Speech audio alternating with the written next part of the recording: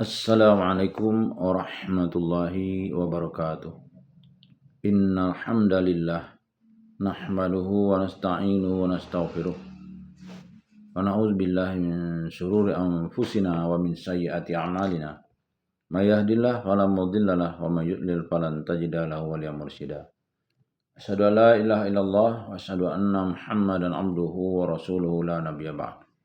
Allahumma fassalli wa sallim ala hadzal nabiyil karim Muhammadin sallallahu alaihi wasallam wa ala alihi wa ashabihi ajma'in. Bapak-bapak, ibu-ibu yang saya hormati serta generasi muda yang saya sayangi. Baiklah, pada kesempatan yang berbahagia ini kita akan melanjutkan membaca buku Tafsir Al-Azhar yang disusun oleh Profesor Dr. Hamka yang masih kita berada pada juz 1 pada kesempatan berbahagia ini. Bismillahirrahmanirrahim. Al-Fatihah dengan bahasa Arab. Tadi di atas telah kita nukilkan sebuah hadis bahwasanya sholat tidaklah sah kalau tidak membaca Al-Fatihah, dan hendaknya dia dibaca pada tiap-tiap rakaat. Oleh sebab itu menjadi jelaslah bahwa wajib bagi kita menghafalnya di luar kepala, dan menjadi wajiblah kita tahu akan maknanya supaya sesuai bacaan mulut kita dengan arti terkandung dalam hati. Ada suatu saran yang amat berbahaya di zaman-zaman akhir ini, yaitu membaca bacaan sholat dengan bahasa Indonesia, katanya karena mempertahankan bahasa nasional. Kalau saran itu berjalan, terancamlah kita oleh bahaya rohani yang besar sekali, yaitu kita terputus dari pangkalan agama kita, dari keasliannya yang diterima dari Nabi Muhammad SAW.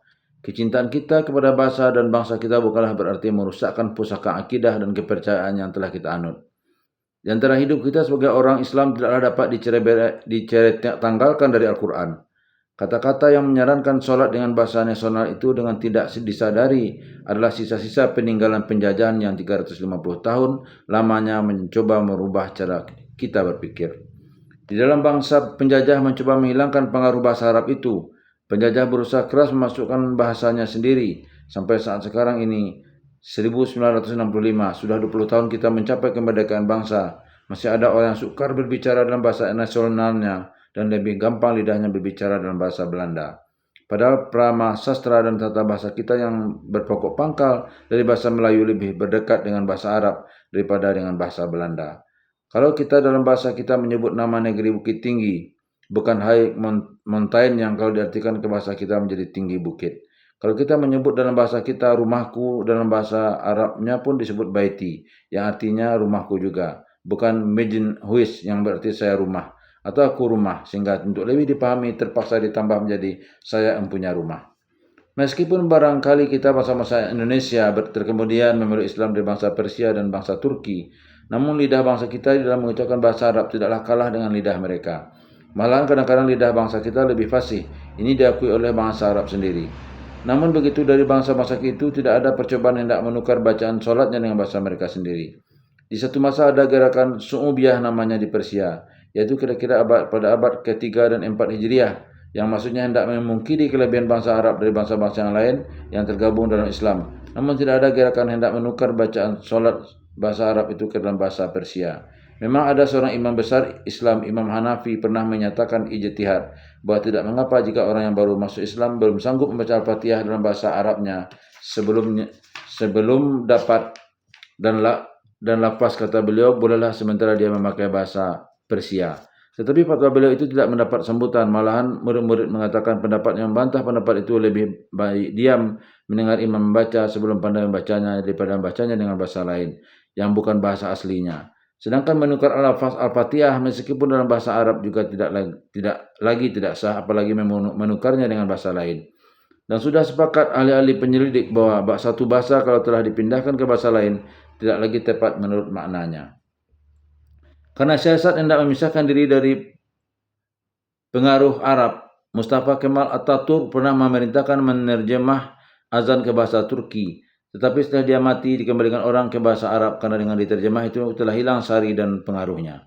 Dan setelah Partai Demokrasi Jalal Bayar mengadakan kampanye pemilihan umum melawan Partai Republik Pusaka Kemal Atatürk, janjinya hendak mengembalikan azan ke bahasa Arab, itulah yang menyebabkan kemenangannya. Sebab meskipun sudah sekian puluh tahun Partai Republik yang berkuasa, yang berusaha hendak menturkikan segala yang dipandang berbau Arab, rupanya masih tetap sebagai minyak dengan air saja hubungan dengan rakyat yang masih beragama, yang masih mengambil kekuatan jiwanya dari Al-Quran. Oleh sebab itu tetaplah baca Al-Fatihah dalam setiap rakaat solat dalam bahasa aslinya, dalam bahasanya yang diterima dari Nabi SAW. Pelajari bacaannya itu kepada yang ahli mempergunakan huruf-hurufnya menurut tajwidnya, pronunciation yang betul. Dan dalam hukum agama nyatalah bahwa mempelajari bacaan Al-Fatihah dan mengetahui artinya dalam fardu ain wajib bagi tiap-tiap muslim. Dan syarat yang hendak membaca saja terjemah itu bukan lagi dari berpikir secara Islam, melainkan dengan tidak disadari telah kemasukan pikiran orang lain yang hendak meruntuhkan Islam.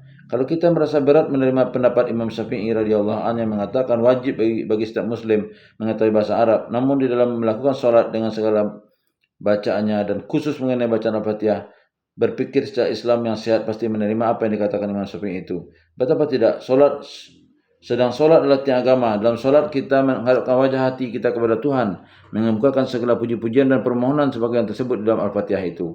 Dan hendaklah solat itu kita kerjakan dengan khusyuk merendahkan diri. Bagaimana khusyuk akan tercapai kalau kita tidak mengerti apa yang kita katakan? Bagaimana solat akan menjadi tiang agama kalau kita mengerjakan hanya karena keturunan saja, bukan dari keinsafan? Oleh sebab itu, hendaklah dalam rumah tangga Islam, ayah dan bunda mengajarkan anaknya sedari kecil membaca Al-Quran. Sekurang-kurangnya buat pertama kali ialah diajarkan Al-Fatihah supaya dapat dipakainya untuk solat. Kalau ada orang mengatakan bahwa belajar Al-Fatihah itu sukar, maka yang berkata begitu ialah orang yang hatinya telah jauh dari Islam. Sebab sejak agama Islam menjadi anutan bangsa kita 1000 tahun yang lalu, di Indonesia dengan seluruh kepulauan ini orang telah membaca Al-Fatihah, tidak ada yang mengatakan sukar. Lidah anak hendaklah dipastikan sejak kecilnya. Kalau orang tua tidak sanggup mengajarnya, panggillah guru ke rumah. Kalau seorang tidak juga pandai membaca Al-Fatihah, maka Nabi SAW tidak juga ada mengajarkan atau membolehkan bacaan lain.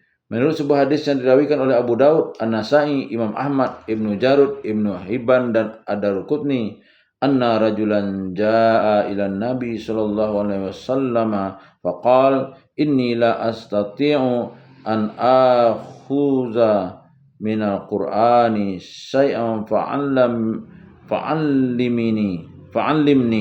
ma yujzini fi salati faqal qul subhanallahi walhamdulillahi wa la ilaha illallah wallahu akbar wa la haula wa la quwwata illa billah. Bahwasanya seorang laki-laki datang kepada Nabi SAW lalu berkata, sesungguhnya aku tidak sanggup mengambil bacaan dari Al-Quran walaupun sedikit. Oleh sebab itu ajarkanlah kepadaku sesuatu bacaan yang akan dapat memberi pahala bagiku pada solatku. Maka berkatalah beliau, bacalah subhanallah, alhamdulillah, la ilaha illallah, Allahu akbar, la haula wa la quwwata illa billah. Hadis ini menunjukkan bahwa kalaupun tidak pandai membaca Al-Fatihah, maka untuk menggantinya tidak boleh dengan ucapan lain, melainkan zikir-zikir yang tersebut itu. Namun solat dengan bahasa yang lain tidak juga boleh. Oleh sebab itu telah termasuk ibadat. Tidak boleh lagi kita tukar daripada apa yang diajarkan oleh Nabi. Dan kalau Al-Fatihah tidak pandai dan zikir-zikir yang tersebut pun tidak pandai, bolehlah mengikuti imam dengan mendengarkan bacaan imam. Sebagaimana telah dibukakan pahamnya oleh ijtihad yang kita sebutkan tadi, tegasnya lebih baik berdiam diri, mendengarkan imam membaca daripada mengerjakan solat dengan bahasa yang lain atau dengan terjemahan Al-Fatihah. Sebab terjemahan itu tidak jugalah akan tepat 100% dengan kehendak isi aslinya. Ini mungkin dan bisa kejadian pada seorang mu'allaf yang baru masuk Islam, yang sudah dia mengucapkan 2 kalimat syahadat, dia sudah wajib solat, padahal dia belum tahu baik zikir atau Al-Fatihah, dan pada itu ia wajib belajar sehingga tidaklah lama dia hanya mendengar saja. Kesimpulan, renungkanlah pengertian Al-Fatihah sebaik-baiknya. Niscaya akan terasa bahwa dia bukan semata-mata bacaan untuk ibadat, tetapi mengandung juga bimbingan untuk membentuk pandangan hidup Muslim. Mula-mula dipusatkan seluruh kepercayaan kepada Allah dengan sifatnya yang maha pemurah dan penyayang, disertai dengan keadilannya yang berlaku sejak dari dunia lalu ke negeri akhirat. Dan bila kita renungkan pula pengertian dan pengakuan kita bahwa yang kita sembah hanya Dia dan tempat kita memohonkan sesuatu hanya Dia, sampailah kita kepada Islam yang sejati. Setelah kita akui bahwa hanya Dia yang kita sembah, barulah kita mengajukan permohonan jangan sampai terbalik, sebagai kebanyakan orang-orang ghafil yang lebih dahulu memohon dan kemudian baru beribadah.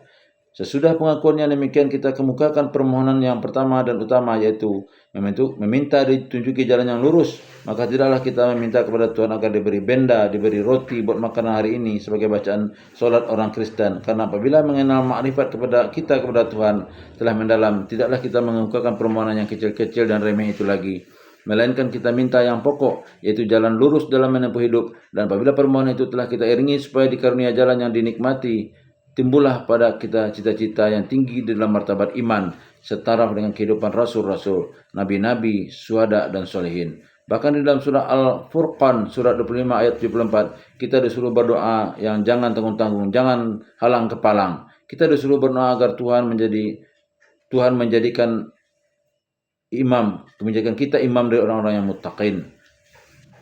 Artinya menjadi contoh teladan bagi orang lain. Dan setelah kita memohonkan agar kiranya kita diselamatkan Tuhan, jangan tertempuh jalan yang dimurkai Allah dan jangan pula jalan yang sesat. Dengan secara tidak langsung kita sudah disuruh mempelajari ilmu sejarah, filsafat, sejarah dan ilmu kemasyarakatan atau sosiologi dan juga ilmu jiwa. Kita harus mempelajari bagaimana sebab-sebab sesuatu umat atau kaum naik martabatnya atau jatuh pamornya. Dan dengan sendirinya bila Al-Fatihah kita renungkan, dapatlah kita pahamkan bahwasanya yang kita pegang di dalam hidup ini ialah dua tali. Pertama, tali dengan Allah, kedua tali dengan alam, termasuk manusia sebagai alam yang lebih penting dan kita termasuk pula di dalamnya. Al-Fatihah inilah yang kita ulang-ulang membacanya setiap hari, sekurang-kurangnya 17 kali sehari semalam. Moga-moga selain dari dia menjadi Fatihatul Kitab, pembukaan dari Al-Quran, dia pun akan membuka hati sanubari kita sendiri, sehingga hilanglah segala ragu-ragu dan terbukalah pintu hidayah, sehingga dia menjadi dasar persediaan bagi kita buat mengenal lagi seluruh isi Al-Quran yang mengandung 6.236 ayat itu. Kita misalkan sholat 5 waktu yang terdiri dari 17 rakaat sebagai menghadap Tuhan yang rutin, yang wajib dilakukan dengan berkala. Bagaimanakah lagi kesannya ke dalam jiwa kita bila kita ikuti lagi dengan sholat nawafil, sholat sunat nawafil disediakan Tuhan dengan perantaraan Rasulnya untuk orang yang merasa belum puas dengan pertemuan resmi saja. Pertemuan di luar dinas kadang-kadang lebih mesra daripada pertemuan yang rutin. Dimulai segala solat itu dengan Allahu Akbar, artinya dibulatkan ingatan kepada Tuhan, dan diakhiri dengan Assalamualaikum, artinya kita kembali lagi ke dalam masyarakat dan intinya ialah Al-Fatihah. Bertali dengan ketentuan agama bahwasanya solat 5 waktu, solat Jumat, solat 2 hari raya dan solat 2 gerhana dianjurkan sangat supaya berjamaah. Jamaah kecil-kecilan di antara keluarga di rumah, jamaah sekampung atau selorong di dalam sebuah surau kecil kepunyaan kampung. Jamaah lebih besar sekali Jumat di dalam sebuah masjid jami, jamaah 2 hari raya, jamaah gerhana bulan dan matahari, dan jamaah memohon hujan atau istisqa. Dan jamaah besar dan agung sekurang-kurangnya sekali seumur hidup dengan wukuf di Arafah waktu haji. Semua jamaah ini membuat seorang muslim menjadi anggota masyarakat yang aktif, sehingga terbentuklah masyarakat Islam ukhuwah Islamiyah dan muawanah alal birri wa taqwa. Semuanya sama bacaannya, yaitu surah Al-Fatihah. Dan di dalam jamaah itu pun dididik hidup yang berdisiplin. Jamaah punya imam dan yang selebihnya menjadi makmum. Bahkan di zaman Nabi dan sahabat-sahabatnya, imam solat berjamaah ialah Nabi, khalifah-khalifah, gubernur atau wali di tiap-tiap negeri. Tidak boleh seorang makmum mendahului dan mengangkat kepalanya seketika rukuk dan sujud sebelum imam. Sampai ada hadis mengatakan bahwa barang siapa yang mengangkat kepalanya terdahulu daripada imam mengangkat kepala, maka kepalanya itu akan berganti menjadi kepala keledai. Al-Fatihah pun mendidik kita memakai adab sopan santun yang tertinggi. Adab sopan santun yang tinggi itu dimulai terhadap kepada Tuhan akan membawa kesannya pula kepada sikap hidup kita dalam masyarakat. Perhatikanlah susunan ayat yang 7 itu. Pada ayat yang pertama, Bismillahirrahmanirrahim, kita memujikan sifat Rahman dan Rahimnya. Sesudah itu pada ayat kedua, Alhamdulillahirabbil alamin, kita puji dia, kita sanjung dia sebab dia yang menjadikan alam ini tempat kita hidup. Pada ayat ketiga kita ulang lagi menyebut sifat Rahman dan Rahimnya itu. Di ayat keempat, Maliki Yaumiddin, kita mengakui bahwa kekuasaannya itu bukan meliputi hari sekarang saja, bahkan berlanjut lagi kepada yang di seberang hidup ini. Setelah selesai kita akui segala Rahman dan Rahim, segala puji dan kekuasaan dunia akhirat hanya dia yang mempunyai, tidak ada dicampuri yang lain, barulah kita menunjukkan sikap hidup pada ayat kelima, Iyyaka na'budu wa iyyaka nasta'in. Oleh sebab itu kita menyembahnya adalah dengan kesadaran bahwa hanya dia yang patut disembah dan memohon pertolongan kepadanya, karena memang hanyalah dia yang sanggup mengabulkan segala permohonan. Sesudah pengakuan ini barulah kita langsung saja mengemukakan permohonan. Sebelum kita mengenal atau menyebut tuah kebesaran dari tempat kita mohon itu, adalah sangat tidak sopan orang langsung saja mengemukakan satu keinginan sebelum dengan tulus ikhlas dia mengakui kemuliaan daripada tempatnya memohon. Kita mempunyai nyawa atau roh dan roh itu pun hendaklah dijiwai pula. Agama Islam adalah suatu agama yang menjadi roh dari roh kita. Tidak beragama sama artinya dengan mati, walaupun kita masih hidup. Dan Al-Fatihah adalah isinya yang utama, sehingga dengan memahamkannya kita dapat mencapai hakikat hidup. Amin. Billahi taufiq wal hidayah. Wassalamualaikum warahmatullahi wabarakatuh.